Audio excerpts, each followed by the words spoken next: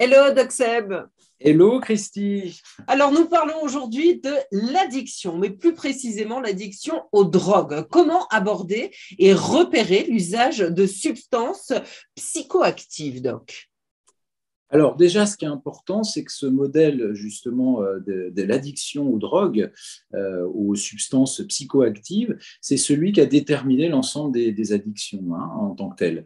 Alors déjà, l'aborder en fonction des grands groupes de drogues. Alors on a d'un côté les dépresseurs, par exemple comme l'héroïne, on a les stimulants comme la cocaïne ou l'ecstasy, et les perturbateurs comme le cannabis, par exemple, ou LSD. Voilà, donc des perturbateurs. Après, pour le repérage, alors il y a à peu près 5, 6 critères selon la CIM-10, ou c'est la classification de l'OMS. Bon, après, on en a 12, 11 à peu près sur le DSM. Donc, en gros, en général, il y a un désir puissant ou compulsif d'utiliser une substance qui est psychoactive, donc qui va agir au niveau cérébral. C'est pour ça qu'on est dans les addictions de drogue.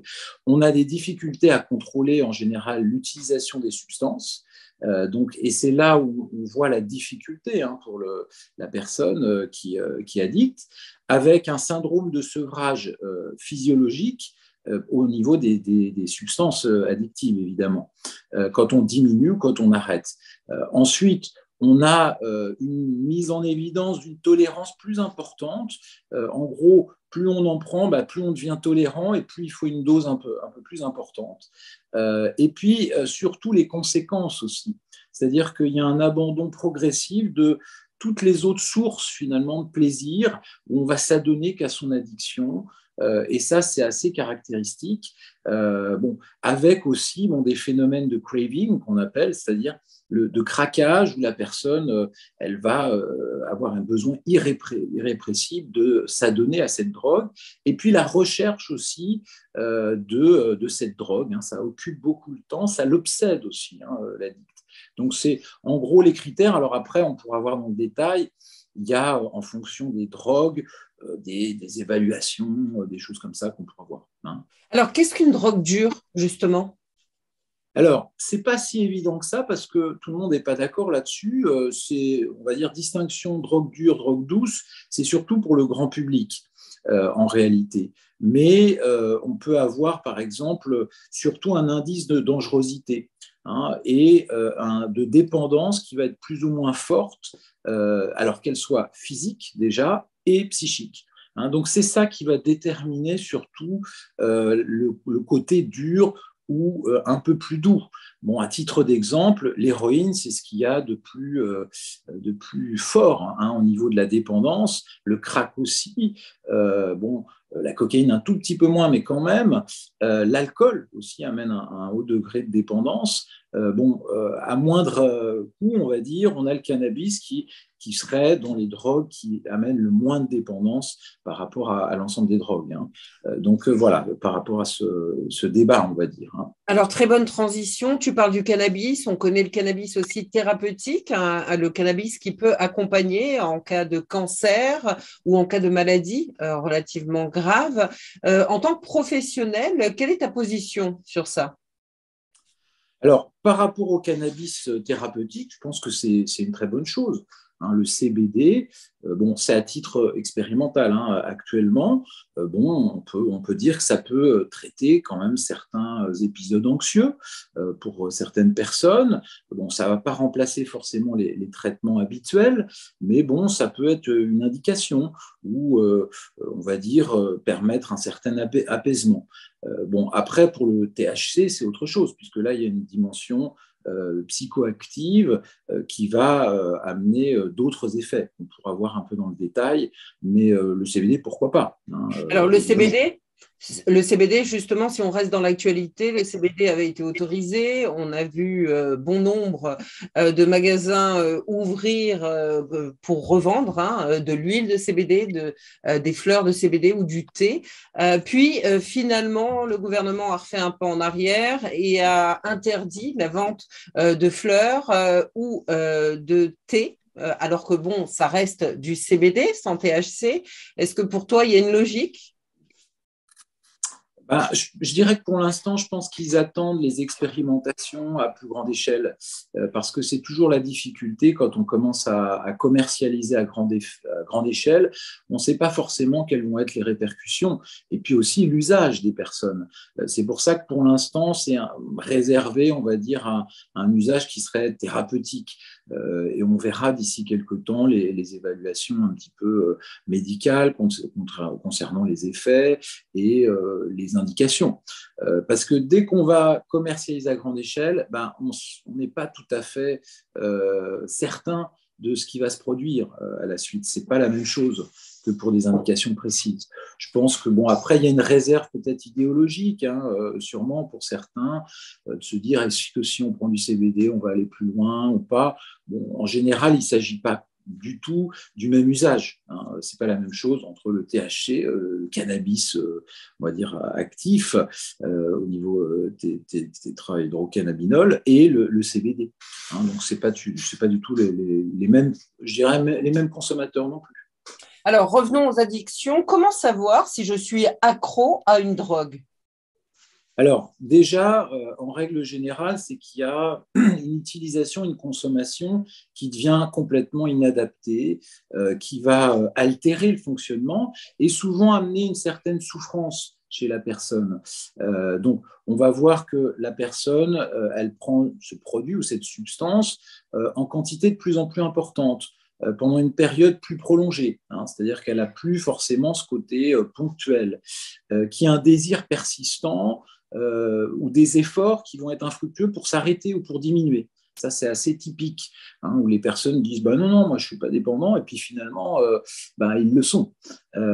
Ensuite, il y a beaucoup de temps qui est passé souvent à des activités, on va dire, nécessaires pour obtenir leur produit. C'est-à-dire comment l'avoir, comment on va le conditionner, etc. Enfin, ou récupérer un petit peu ce produit. Enfin, il y a toute une obsession en général autour de cet aspect-là. Ensuite, il y a un quatrième facteur qu'on va voir, c'est qu'il y a ce qu'on appelle le craving, donc l'envie intense de consommer ce produit. Alors, d'autant plus quand on n'en a pas. Donc ça, c'est le syndrome un peu du manque. Ensuite, il y a l'utilisation répétée, donc qui va faire que la personne, elle va souvent préférer aller vers ce produit et s'addicter plutôt que de remplir en gros ses obligations quotidiennes, d'aller au travail, à l'école, de faire des choses à la maison, etc. Et puis, on peut avoir dans des phases un petit peu plus avancées des problèmes interpersonnels, en gros, des problèmes de comportement ou des choses qui vont être exacerbées soit par le manque, soit parce qu'on a pris ce produit-là. Et des activités en général sociales qui vont être quand même moindres. Ça, c'est tout à fait caractéristique.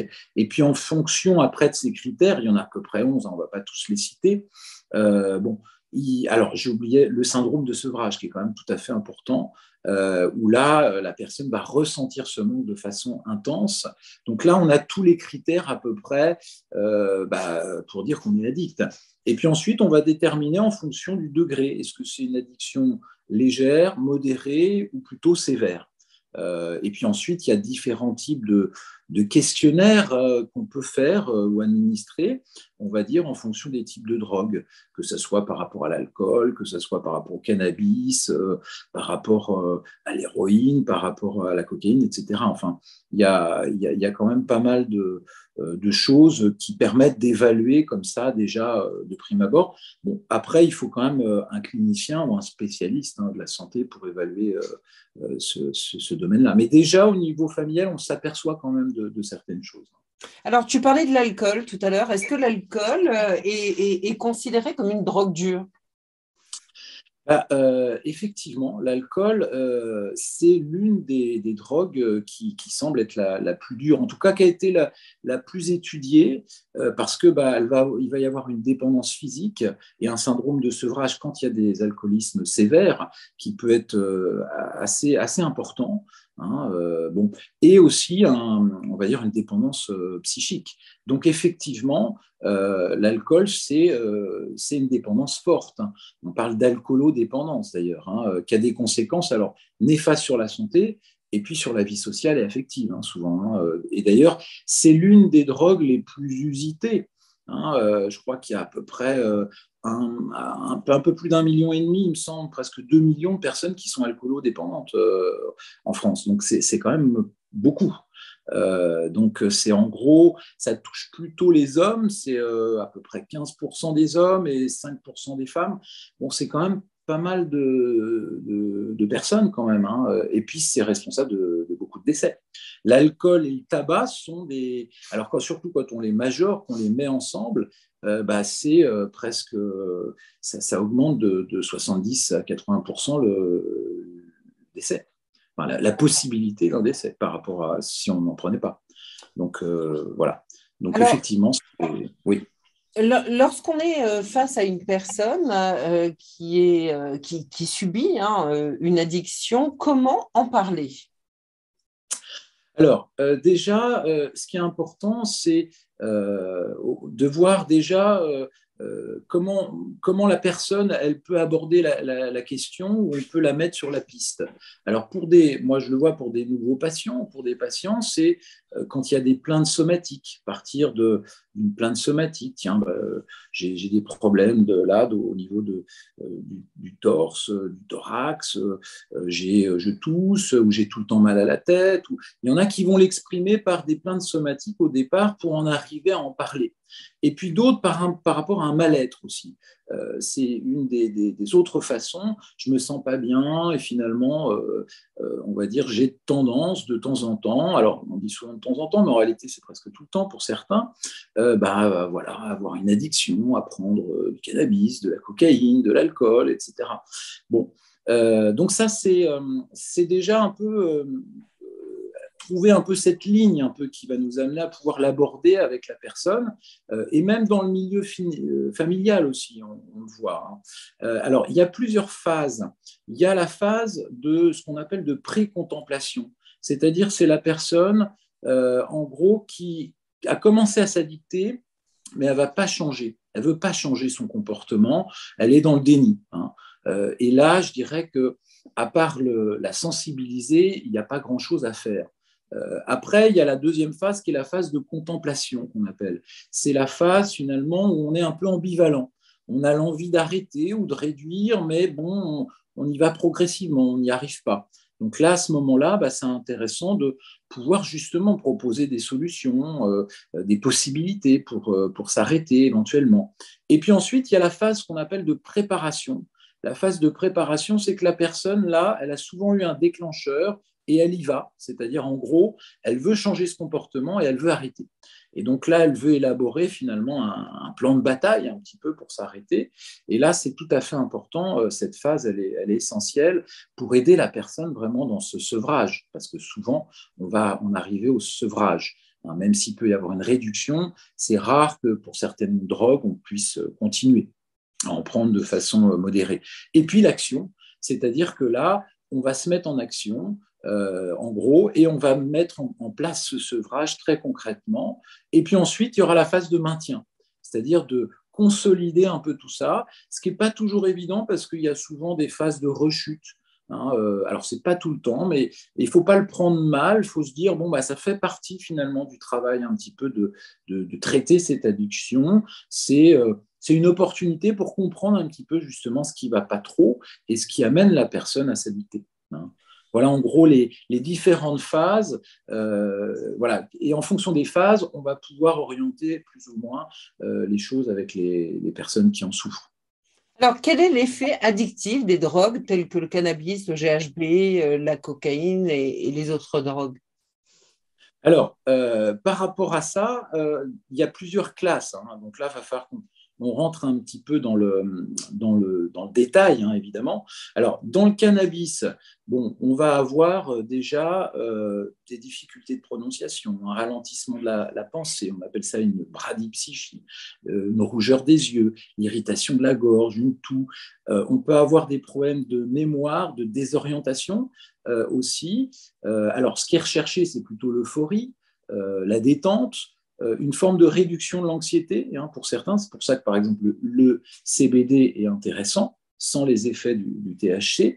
Une distorsion aussi de la perception du temps et une accélération du pouls, une forme de bradycardie. Donc ça, c'est les effets. Alors, les dangers, c'est important d'en parler aussi. On va avoir une baisse de la concentration, des oublis, parfois des phénomènes anxieux de retour, des problématiques d'accident. C'est comme avec l'alcool, on en parle beaucoup de l'alcool, mais ça génère aussi des accidents de voiture, par exemple.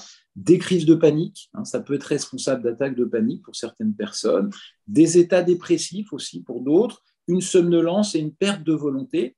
Alors pour le cannabis, il y a peu de dépendance psychologique, même s'il y en a une quand même, mais quasiment pas de dépendance physique. Donc ça, c'est quand même important de le souligner. Après, un autre qui est quand même très en vogue en ce moment, c'est la cocaïne. Donc la cocaïne, là, eh bien, ce qui va être recherché, c'est une stimulation très intense, une grande assurance, une forme d'excitation. Alors on va avoir souvent à la suite de la prise de cocaïne une sensation d'épuisement dans le retour, voire des états dépressifs. Alors, les dangers qu'il peut y avoir, c'est l'agitation, c'est des migraines, c'est la tachycardie, c'est des AVC. Enfin, ça peut être sévère quand même. Donc, on va dire des surdoses de cocaïne. Puis sans compter la destruction de la cloison nasale, par exemple. La dépendance, elle est forte au niveau psychologique et physique aussi. Et progressive. Il y a quand même une progressivité. Le pire étant le crack, qui est un dérivé de la cocaïne, qui est une drogue de synthèse. Donc là, il y a des risques pulmonaires, des brûlures, des inflammations, et puis tous les risques liés à la cocaïne en majeur encore. Et là, c'est une forte, très forte même dépendance physique et psychologique, avec souvent chez les addicts au crack, on va dire un isolement social. Il y a aussi une notion comme ça d'isolement. L'héroïne étant la plus forte. Alors, l'héroïne, bon, là, on va avoir une dépression. Alors, dans les effets, il y a le flash, le flush qui est recherché chez les personnes. Voilà, on sait que c'est ce qui est recherché avec un effet de détente. Le problème, c'est que ça déprime le système, on va dire, somatique. Donc, on peut avoir une dépression respiratoire dans les dangers, des nausées, des vomissements. Donc, ça peut amener à la mort, par exemple, par overdose. C'était le cas le plus fréquent. Et là, la dépendance physique, elle est très rapide et très forte. Elle est très, très importante, de même que la dépendance psychologique. C'est quand même l'une des drogues les plus fortes, si ce n'est la plus forte. Pour le GHB, GBL, là, c'est des drogues de synthèse qui sont issues des solvants. Donc, en gros, c'est des produits calmants qui ont été un petit peu détournés sous forme de stupéfiants. Donc là, ce qui est recherché, c'est une forme de quiétude, d'euphorie, de désinhibition à forte dose, voire de perte de conscience quand même. Au niveau du surdosage, ça peut amener pareil, une dépression respiratoire. Alors d'autant plus quand c'est associé à l'alcool, aussi ces drogues. Et ça peut être mortel pour certaines personnes. Voilà, c'est quand même c'est un problème, effectivement. La dépendance physique et psychologique, elle est progressive. Elle est moyennement forte. Ensuite, on a ce qui est très utilisé aussi, c'est l'ecstasy et la MDMA, voilà, qui sont des drogues de synthèse, là, qui sont issues des dérivés d'amphétamine. Donc là, les effets, c'est une forme d'hyperactivité physique. C'est pour ça que certains l'utilisaient dans les soirées un peu, pour ne pas dormir de la nuit. Avec des palpitations cardiaques. On va avoir une exacerbation un peu des sens. On va sentir les choses différemment, l'intensification des perceptions. Ça peut générer une modification de l'humeur. Et puis, cette impression finalement qu'on a une désinhibition qui amène une forme d'amélioration de la communication, mais qui est biaisée en réalité. Donc, les dangers, c'est une déshydratation intense qui est liée à l'hyperactivité, des personnes physiques notamment, des risques cardiaques, hépatiques aussi, au niveau du foie, et des troubles du comportement, des attaques paniques, une hyperthermie. Enfin, la dépendance, elle est progressive à forte assez vite. Et puis, ensuite, on a tout ce qui est psychédélique, toutes les drogues psychédéliques, LSD et dérivés. Donc là, on va avoir des effets au niveau des perceptions visuelles, auditives, tactiles aussi, hein, des formes d'hallucinations un peu, qui peuvent générer des bad trips, hein, et des bons trips, mais il y a des très mauvais aussi. La descente est parfois un peu difficile pour certains, et ça peut amener à des troubles psychiques graves en cas de bad trip ou des risques d'accident aussi, à ne jamais consommer quand on est à un étage, quoi, par exemple. D'accord. Bon, déjà, il vaut mieux pas le consommer. Bon, après, celles qu'on connaît, je ne sais pas si il y a besoin de s'y attarder, l'alcool et le tabac. Je pense qu'il y a suffisamment de choses un petit peu dans ces domaines-là. Voilà. En tout cas, ce sont quand même des drogues qui amènent à une dépendance physique quasiment toutes, hein, sauf le cannabis, quoi, en gros, et progressive et psychique aussi. Hein. Donc, c'est pas anodin. On arrive sur la fin de l'émission, justement, Doc Seb. Ma dernière question va se tourner sur les techniques de soins pour guérir d'une addiction. Quelles sont-elles? Alors, tout va dépendre de l'addiction. En gros, hein, il y a plusieurs principes. Déjà, le premier principe, c'est de voir quelle est la dépendance. Si elle est très forte et avec un facteur de dangerosité, ça voudra dire qu'il y a quand même là la nécessité de médicaliser. Hein, par exemple, tout ce qui est héroïne, ça c'est clair qu'il y a une nécessité de médicalisation. Bon, après, ça va dépendre aussi du type de drogue. Mais bon, grosso modo, on va dire qu'après, il faudra toujours associer une psychothérapie. Hein, parce qu'il ne suffit pas de donner des substituts, par exemple, il y a la méthadone, par exemple, pour les héroïnomanes ou autres. Il faut aussi qu'il y ait un changement de comportement et puis de gestion de ces émotions, parce que souvent, la difficulté pour beaucoup, c'est de gérer leurs émotions, et ils ont pris l'habitude, pour beaucoup, que ça soit finalement le seul recours. Un stress, une contrariété ou autre chose, on gère comme ça, ou même une joie ou autre chose. Donc tout devient finalement le prétexte pour s'addicter. Donc les thérapies les plus usitées, bon, c'est déjà les TCC, les thérapies cognitivo-comportementales, avec cet objectif addictologique. Hein, il faut aussi quand même avoir une formation en addictologie. Donc ça, c'est déjà l'une des premières. Ensuite, on a les thérapies psychodynamiques, hein, d'orientation analytique, souvent sur plus long cours. On a aussi tout ce qui est approche systémique. Donc là, c'est travailler autour de la famille, parce qu'il y a quand même un lien aussi avec les ressources familiales. Et c'est tout à fait important de pouvoir les convoquer, de pouvoir amener aussi, je dirais, d'autres relations. On a aussi tout ce qui est hypnose, qui peut être, on va dire, un facilitateur, notamment pour l'arrêt, hein, pour arriver à développer aussi cette capacité à se sortir, on va dire, d'une addiction et à se reconditionner autrement. Bon, voilà en gros, plus les thérapies de groupe support, hein, qu'on appelle, c'est-à-dire en gros avec d'autres personnes qui ont vécu ce type de problème. Alors, on a ce phénomène qui est apparu notamment avec les alcooliques anonymes, mais on a aussi les drogues anonymes, aussi les addicts anonymes. Enfin, on a un peu tout à ce niveau-là, mais c'est des groupes supports. Ou des groupes aussi où on met en place des personnes qui, eux, sont vraiment sorties complètement de cette difficulté, qui ont un rôle un peu de mentor ou de tutorat aussi.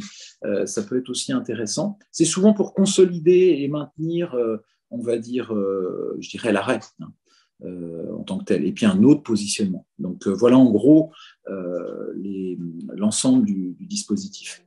Merci, Doc Seb. Merci, Christy. Et merci à tous nos téléspectateurs aussi. Tout à fait. Merci à toi, hein, du temps que tu consacres à ces émissions pour pouvoir répondre à certaines questions. Merci et à très bientôt. À très bientôt.